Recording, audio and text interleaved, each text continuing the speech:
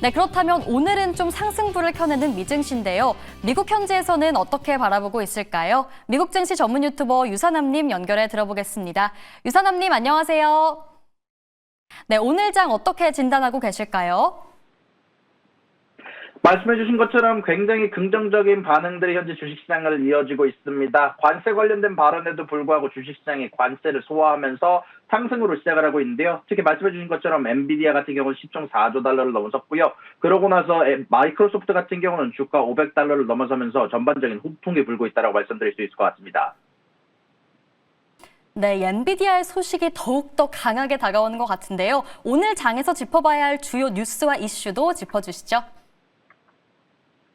네, 일단 오늘 같은 경우는 여러 거시경제 지표들이 중요한 부분들이 발표가 됩니다. 일단 원유 재고가 발표가 된 이후에는 10년물에 대한 국채 입찰을 통해서 전반적인 현재 시장 금리에 대한 국가들의 수요들을 볼 수 있을 것 같고요. 그러고 나서는 아틀란타 연준이 발표하는 GDP 나우가 예정이 되어 있습니다. 그리고 마지막으로 연준의 회의록이 예정이 되어 있는데요. 연준의 회의록을 통해서 7월 FOMC가 발표되기 이전에 연준 위원들에 대한 속마음들을 어느 정도 짚고 넘어갈 수 있을지 한번 여러분들도 집중해서 보셔야 될 것 같습니다. 자, 그런 가운데 안에서 관세 먼저 여러분들에게 소식을 업데이트하도록 하겠습니다. 트럼프 대통령이 자신의 공격적인 관세 정책을 앞으로 며칠 안에 강력하게 밀어붙일 것을 천명을 했습니다. 일단 8월 초로 예정된 국가별 관세 부과에 대해서 더 이상의 연장은 없을 것이라고 못 박으면서 구리와 의약품에 대한 새로운 중과세 가능성을 시사를 했는데요. 트럼프 대통령은 자신의 소셜 미디어와 내각 회의를 통해서 강경한 입장을 밝혔습니다. 특히 당초에 트럼프가 행정부의 관세 부과 시한을 8월 1일로 3주 연장하면서 협상의 여지를 남겨두는 듯한 모습을 나온 뒤에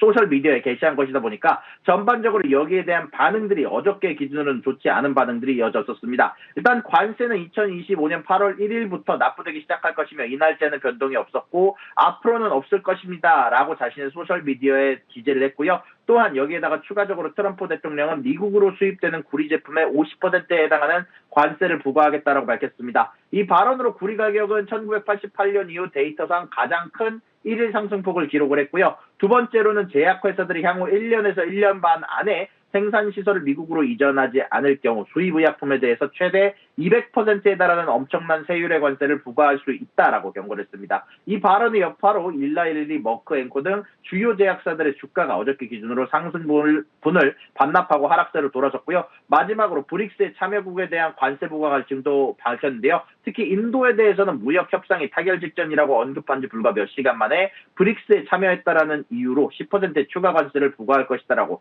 소식이 전달이 되게 됐습니다. 그리고 마지막으로 유럽연합과의 무역 협상에도 일부 진전이 있었음에도 불구하고 EU가 미국 IT 기업에 부과하는 세금과 벌금에 대해서 불만을 나타내면서 아마도 이틀 안에 그들에게 새롭게 관세율을 통보하는 서한을 보낼 것이다 라고 경고를 하면서 전반적으로 투자자들의 어제 기준으로 흔들었다라고 말씀드릴 수 있을 것 같습니다. 자, 그리고 두 번째 소식입니다. 일론 머스크가 이끄는 우주기업 스페이스X가 4천억 달러 약 한국 돈으로 540조에 달하는 기업 가치를 목표로 새로운 자금 조달 및 주식 매각을 추진 중인 것으로 알려졌습니다. 일단 소식통에 따르면 스페이스X는 신규 자금을 유치하면서 내부자 및 초기 투자자들의 주식을 매각하는 방안을 논의하고 있는데요.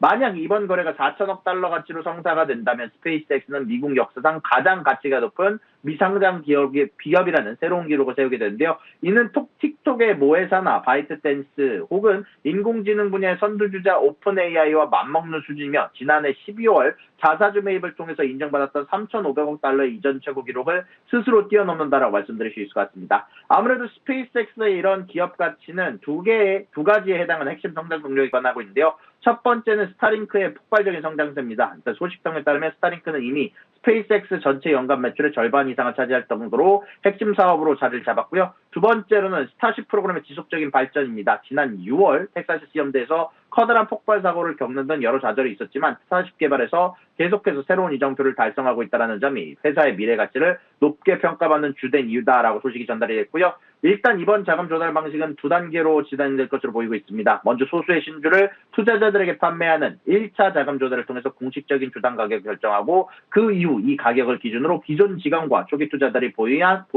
주식을 팔 수 있도록 2차 매각을 동시에 진행하는 방식이다라고 소식이 전달이 됐습니다.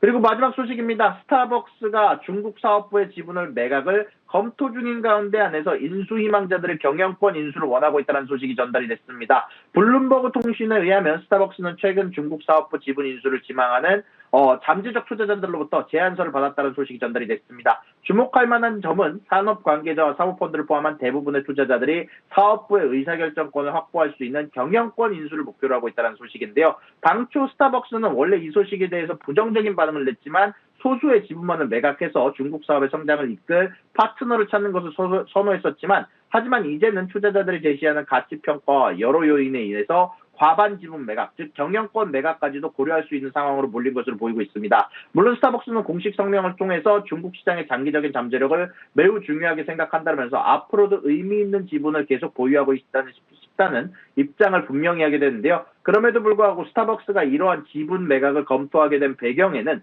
중국 시장의 고전이 자리 잡고 있습니다. 한때 고급 외국 브랜드로 인기를 끌었지만 최근 들어서 중국의 경기에 대한 불확실성과 저렴한 현지 경제업체들이 부상하면서 4분기 연속 감소했던 매출이 지난 분기에 겨우 보합세로 돌아서면서 이런 부분들에 대한 부담감을 느꼈으며 특히 중국의 토종 브랜드인 루이싱 커피가 2023년 기준으로 스타벅스를 제치고 중국 내 최대 커피 판매점으로 올라서기도 했다라는 점이 전반적으로 스타벅스에게 부담이 된 것으로 보이고 있습니다. 네, 이렇게 오늘 시장 대응에 필요한 내용들 짚어봤고요. 언급해주신 스타벅스는 현재 1% 넘는 강세 보여주고 있습니다. 미국 증시 전문 유튜버 유산남님과 함께했습니다. 고맙습니다.